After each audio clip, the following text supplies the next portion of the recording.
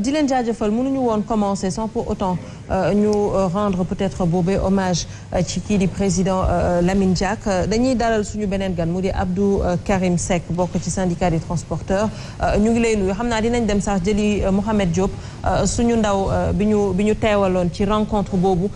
entre les autorités ak les syndicalistes di la nuyu peut-être di ubbee ak yow lan la ñu mën a jàpp ci rencontre boobu parce que am na ñu naan naam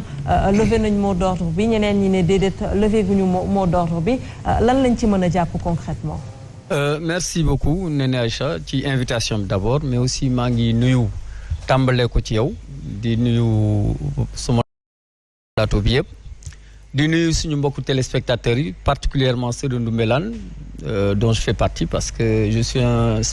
téléspectateur fréquent en tout cas assidu de votre émission que j'apprécie beaucoup itam di wax tuuti ci Lamine Diack ndem si yàlla si di ko waxal li Alxuraan sàkku ñu koy wax muy inna lillahi wa inna ilayhi raji'un ndax nit ku baax la woon jullit la woon àqan te seede yi ngeen ko defal fii yëpp dépassé na sax loolu wax dëgg yàlla xam naa ne seen xol tooy na ñun ñëpp suñu xol tooy na niñ ko traité ni ñu ko tubaab bi nasaraan yi traité vraiment naqari na ñun ñëpp buñ sañoon mu mujjee ci ay honneur waaye li ñu ko def wax dëgg yàlla naqari nañu ba ci kanam yàlla te ñu ngi koy diis yàlla fa mu jëm yàlla na ko gënal fii mu jógee ginnaaw loolu mu dellu ci question bi nga xamante ni moom nga wax en fait ce qui s'est passé c'est que certainement c'est des rumeurs nag doo xam fu mu jógee mais am nañ ci njort ne xam nañ fa mu jógee yoo xamante ni dañ ko conduire pour wax ne grève bi jeex na grève bi jeexul. yéen a ngi téye fi ngeen téye woon. ñoo ngi téye fi ñu téye woon tey lañ ko gën a téye ndax ñooñu suñu naataangoo yi nga xamante ni ñoom lañ jagleel loolu ñoo ngi négocier. négociation yi sotteegul mënoo ne grève jeex na c'est la première raison.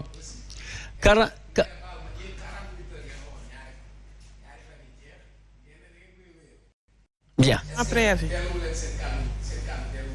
delluwuñ ci ginnaaw. ngeen joxoon 48 heures ndax mën nga maa may ma tontu la. waaw moo tax ma laaj ko pour nga tontu ñu si. 48 heures renouvelable plusieurs fois moom lañ bind suñu préavis de grève.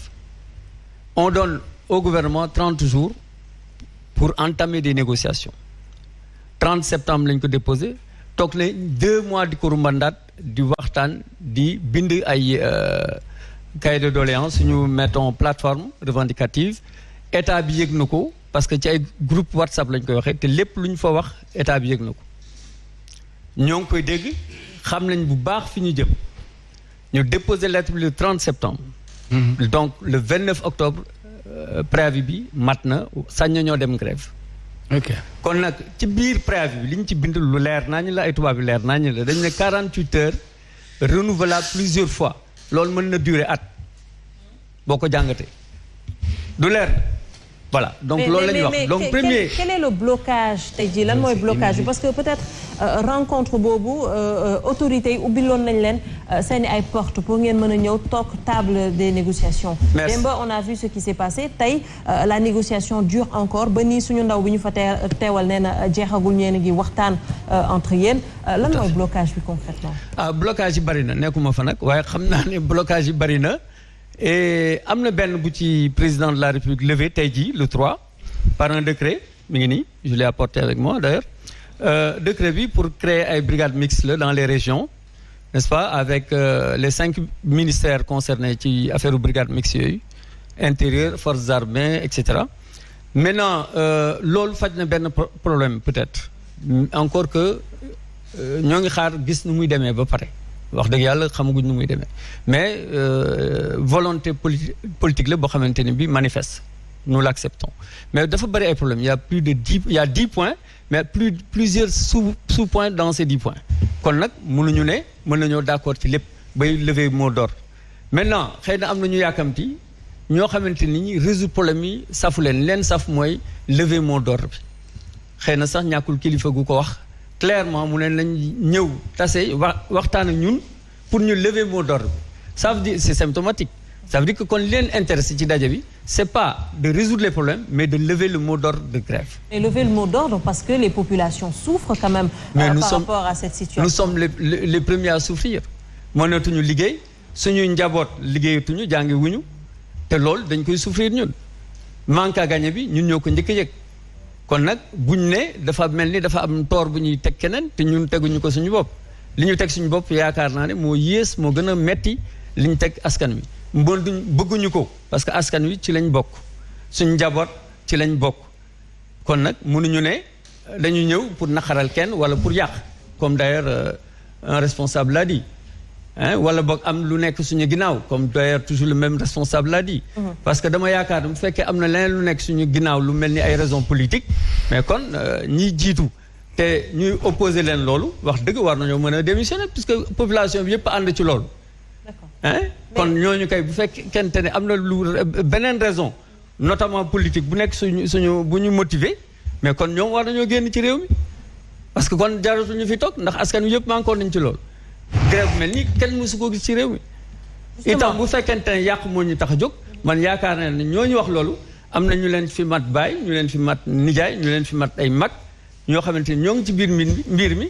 te sañ ñoo wax ne ñooñu xanaa yàq leen tax a jóg loolu rafetul. alors Thiat ñu gis SOS consommateur génn ñoom itamit def peut-être benn communiqué par rapport à la situation impact bi muy am non seulement ci population bi mais par rapport à l'économie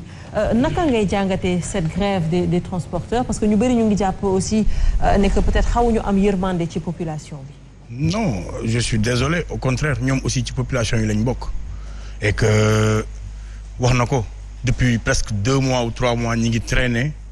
jox nañ préavis état bi pour mu saafara seen jàngoro àdduwul tontuwuñu leen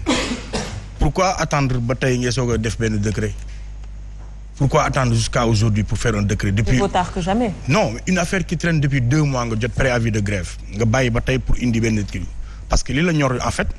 wax na ko c'est pas pour saafara jàngoro bi mais c'est pour calmer le jeu pour que ñu bàyyi rek jëkkati seen préavis de grève ba pare delluwaat ci la woon et bu ñu sàgganee ay promesses lañ leen di defaat dans 3 mois xam nga état du Sénégal sur beaucoup de problèmes de Sénégalais li mu ciy def leen dong la solution am mooy bale ba mu set nga yëkkati moquette bi dugal ci suuf heure boo yëkkatiwaatee moquette bi fekkaat fa mbalit mi la réalité c'est que transporteurs yi seen souffrance ñun ak ñoom ñoo koy bokk of course ñun ak ñoom ñoo koy dundandoo parce que ñun ñooy en pâtir mais parce que nos autorités n'ont aucune volonté saafara cette question en particulier ministre bi nga xam ne moom lañ dénk mbir mi. est-ce qu'aujourd'hui ils n'ont pas montré cette volonté est-ce que wanewuñu volonté boobu en appelant justement à la table des négociations génne nañ décret peut-être pour faire un pas en avant est-ce que j'ai écouté les uns et les autres li ma dégg transporteurs yi wax c'est plus que légitime li ñuy kaas askanu Sénégal chaque jour nga dajeek